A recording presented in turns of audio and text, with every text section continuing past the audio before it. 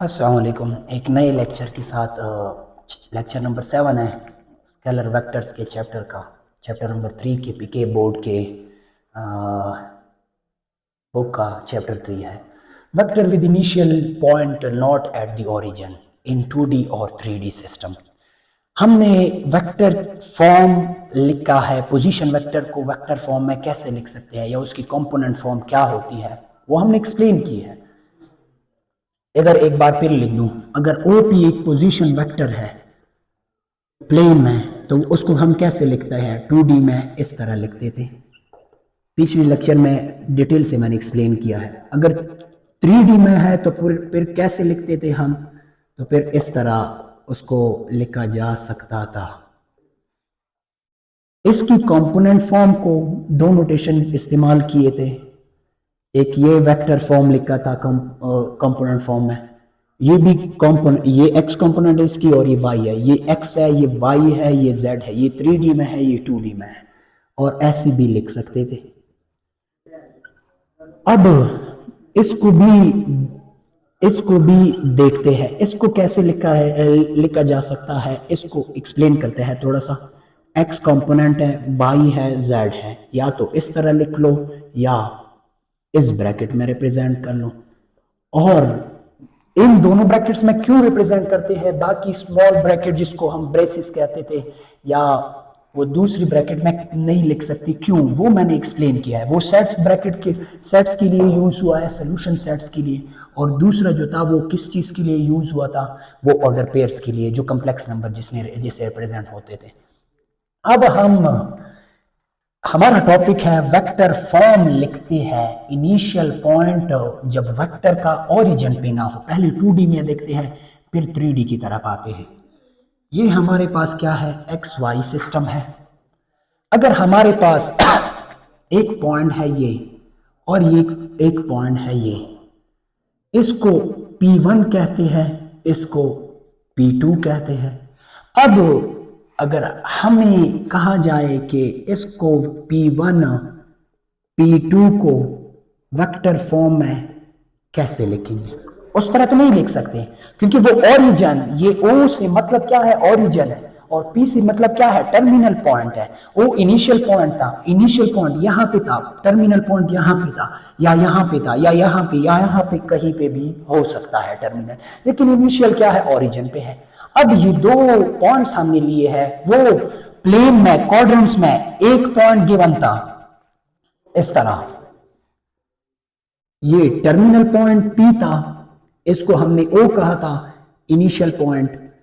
फिर इसको 2D में OP जो वेक्टर था वो क्या लिखा था, वो फर्स्ट वाला हमने इसके लिए रिप्रेजेंट किया था। ये दूसरा वाला क्या था 3D के लिए, 2D के लिए फर्स्ट वाला लिखा था XI cap plus YJ cap, और 3D के लिए क्या लिखा था, फिर K कैप को हमने उसके साथ मिला दिया था, ऐड किया था। 3 कंपोनेंट्स हो सकते हैं फिर स्पेस में, और प्लेन में 2 कंपोनेंट्स है।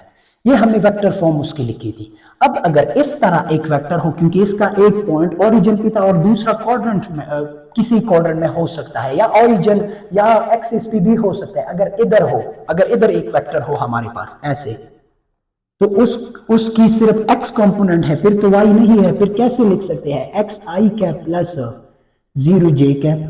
अगर इस तरफ कोई वेक्टर हो और वाई एक्सिस के बिल्कुल पैरेलल हो, वाई एक्सिस के पैरेलल हो, तो फिर कैसे लिखते हैं OP को 0i cap plus YJ cap. तो उसकी बात ही थी। 2D और 3D में जब ओरिजिन पे एक पॉइंट था और टर्मिनल पॉइंट किसी क्वाड्रेंट पे या एक्सिस पे था, उस वक्त की बात ही थी। वो बात ही पिछले टॉपिक में एक्सप्लेन की है डिटेल से, लेकिन थोड़ा सा रिमाइंड किया है। अब अगर दो पॉइंट्स इस तरह किसी प्लेन में हो, तो फिर इन दो पॉइंट्स के दरमियान जो वेक्टर है, जैसे P से 1 P से 2 लिखा है मैंने, P1 से P2 वेक्टर, ये हमें फाइंड करना हो, या P2 से P1, P2 से फिर डायरेक्शन इस तरफ हो, लेकिन मैंने P1 से P2 लिखा है, तो आप भी इस तरह लिख सकते हैं। अगर ये फाइंड करना हो तो फिर किन वेक्टर्स की मदद से हम इन दो वेक्टर्स की, इन दो पॉइंट्स के बीच का जो इनिशियल पे एक पॉइंट भी नहीं है, टर्मिनल पॉइंट और इनिशियल पॉइंट क्वाड्रेंट में है, ओरिजिन पे नहीं है, एक्स वाई एक्सिस के, एक्स वाई एक्सिस के ओरिजिन पे ये पॉइंट नहीं है। तो फिर कैसे लिखते हैं इसकी वेक्टर फॉर्म? इसकी वेक्टर फॉर्म हम किसकी मदद से, दो वेक्टर्स की मदद से लिखते हैं। एक यहां से पोजीशन वेक्टर ड्रॉ करनी है इस पॉइंट के लिए, एक यहां से पोजीशन वेक्टर ड्रॉ करनी है इस पॉइंट के लिए। इसके लिए मैं ड्रॉ कर सकता हूं, मैं लिख सकता हूं एक वेक्टर फॉर्म मैं लिखता हूं। फॉर एग्जांपल ये हमारे पास एक वेक्टर है P1 पॉइंट के लिए है, कहां से, ओरिजिन से, ओरिजिन से एक वेक्टर है P1 पॉइंट के लिए, ये पहला पोजीशन वेक्टर है। और यहां से एक वेक्टर है ओरिजिन के लिए, ये हमारे पास फॉर एग्जांपल ये हमारे पास क्या है, दूसरा पोजीशन वेक्टर है। अब इन दो पोजीशन वेक्टर से हम हेल्प लेंगे, इन दो पोजीशन वेक्टर्स की मदद से हम ये वेक्टर ड्रॉ कर सकते हैं, इस वेक्टर की वेक्टर फॉर्म लिख सकते हैं P1 P2 की। हमें इतना पता है, एक वेक्टर हमारे पास है OP1 और दूसरा है OP2, लेकिन इनकी वेक्टर फॉर्म कैसे लिखते हैं? 2D सिस्टम की पहली बात हो रही है, 2D की, 2D सिस्टम, 2D सिस्टम का मतलब है एक्स वाई कोऑर्डिनेट सिस्टम। अब इस पॉइंट की दो कोऑर्डिनेट्स है, ये P1 है तो x1 कोऑर्डिनेट, y1 कोऑर्डिनेट, इसकी भी दो है x2 y2, ये दो पॉइंट्स है। इन दो पॉइंट्स के बीच का जो वेक्टर है P1 P2 इसको हमने फाइंड करना है। लेकिन इसके लिए हमें क्या करना है, पहले OP1 को फाइंड करना है, फिर OP2 को फाइंड करना है। जब दो वेक्टर्स फाइंड हो जाए, तीसरा तो आसानी से हम मालूम कर सकते हैं। OP1 को कैसे लिखते हैं वेक्टर फॉर्म में, x कंपोनेंट x1 है, y कंपोनेंट y1 है, तो मैं लिख सकता हूं x1 i cap plus y1 j cap. और OP2 को कैसे लिख सकता हूं, x2 i cap plus y2 j cap, ये दूसरा वेक्टर है। अब ये दो वेक्टर जो है, इन दो वेक्टर्स की मदद से तीसरा, हमें ट्रायंगल ने भी ये बताया है। अब ट्रायंगल लॉ की तरफ आते, इसलिए ट्रायंगल की बात कर रहा हूं। ट्रायंगल में जब दो साइड्स गिवन थे, तीसरा हम फाइंड कर सकते थे, फार्मूलों की मदद से ना। दो चीजें गिवन हो, तीसरा फाइंड कर सकते हैं। अगर एक इक्वेशन में तीन वेरिएबल्स है, तीन क्वांटिटीज है जिनको वेरिएबल से रिप्रेजेंट किया, अगर दो गिवन हो तो तीसरा आसानी से फाइंड हो सकता है। अगर मैं लिख दूं यहां पे फॉर एग्जांपल, मेरे पास है x plus y is equal to z, अगर x 2 है, y -1 है, तो z को तो हम मालूम कर ही सकते हैं ना। x को 2 पुट कर लो, y को -1 पुट कर लो, 2 - 1 इज इक्वल टू z। तो क्या आएगा हमारे पास, z इज इक्वल टू 1। अगर दो क्वांटिटीज मालूम हो, तीसरा मालूम हो सकता है, लेकिन यहां पे कैसे मालूम कर ले, दो वेक्टर्स तो है, तीसरा वेक्टर कैसे मालूम कर ले, किस चीज से हेल्प लेंगे? स्टूडेंट्स आपको पता है हमने पढ़ा था, अगर वेक्टर्स है, तीन साइड्स है, तो फिर ट्रायंगल लॉ को देखते हैं थोड़ा सा। ट्रायंगल लॉ में हमने क्या पढ़ा था, जो पोजीशन वेक्टर हो ना हो, हमने बेसिकली ट्रायंगल के लिए 3.1 में पढ़ा था। अब पोजीशन वेक्टर्स है, ओरिजिन से बात हो रही है, 2D सिस्टम में, 3D सिस्टम में, तो फिर हम पोजीशन वेक्टर को डील करेंगे। अब एक वेक्टर ये है, एक ये है, फाइंड हमने ये करना है। ये दो तो हमें मालूम है, ये भी मालूम है, ये भी, ये OP2 वेक्टर है, ये OP1 वेक्टर है। OP1 भी गिवन है, गिवन तो नहीं था, लेकिन पॉइंट से हमने अंदाजा लगाया है कि इसकी ये वेक्टर फॉर्म है। अब P1 P2 को कैसे मालूम कर सकते हैं, ट्रायंगल लॉ का हमें पता है। अब अगर देख लो, ये इस पोजीशन वेक्टर की भी ये डायरेक्शन है, इस पोजीशन वेक्टर की ये भी डायरेक्शन, भी यही डायरेक्शन है, आउटवर्ड है ओरिजिन से। लेकिन ये दो जो पोजीशन वेक्टर्स है, हाँ, लेकिन ये दो जो पॉइंट है, इनके बीच का जो वेक्टर है वो पोजीशन वेक्टर नहीं है, O से P1 से P2 की तरफ है। इसको फाइंड करना है, इसकी डायरेक्शन P1 से P2 की तरफ है। P1 इनिशियल पॉइंट है, P2 टर्मिनल पॉइंट है। अब अगर हम इस ट्रायंगल की मदद से ट्रायंगल लॉ यूज करेंगे, using triangle law, using triangle law क्या थी, ट्रायंगल लॉ जो थी वो हेड टू टेल रूल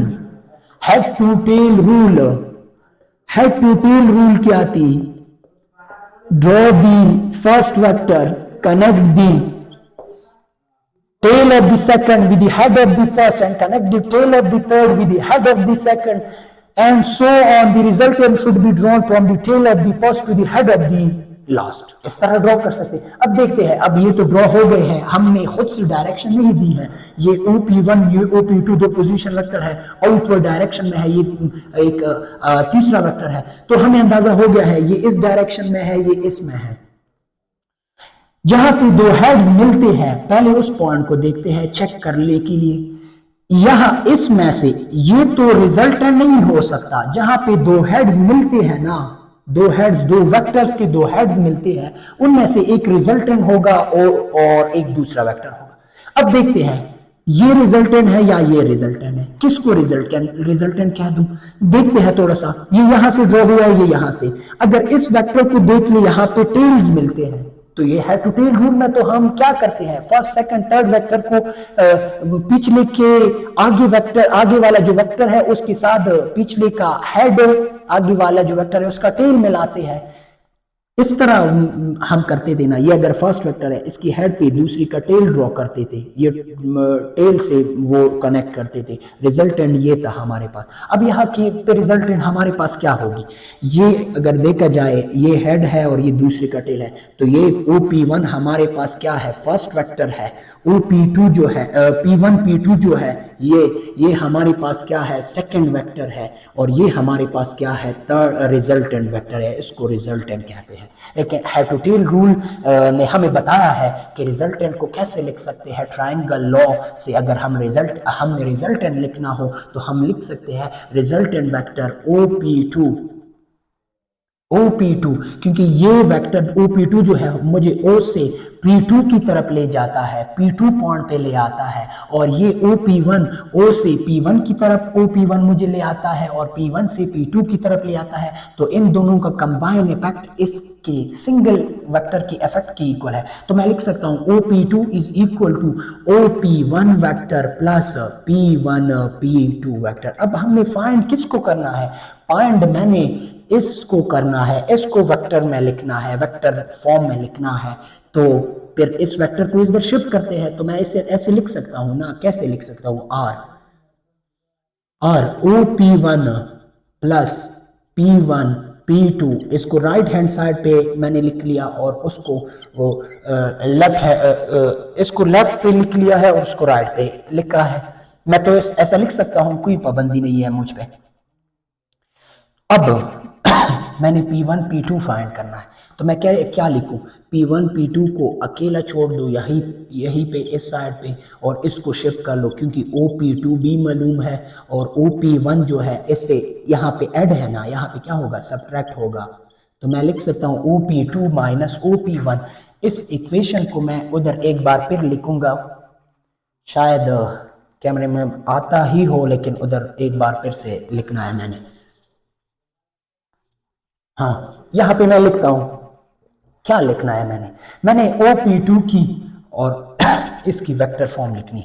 तो मैं लिख सकता हूं क्या, P1 P2 vector is equal to x2 I cap plus y2 j cap minus x1 I cap plus y1 j cap. अगर इसको देखा जाए ये P2 है, OP2 है हमारे पास, और इसको देखा जाए ये OP1 है, तो वेक्टर दो वेक्टर को एक दूसरे से सब्ट्रैक्ट कर सकते हैं, तीसरा एक वेक्टर आएगा।